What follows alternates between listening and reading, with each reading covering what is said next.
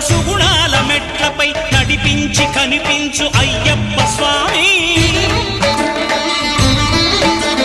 మకర సంక్రాంతి సజ్జోతివై అరుదెంచి మహిమలను చూపించు మణికంఠ స్వామి.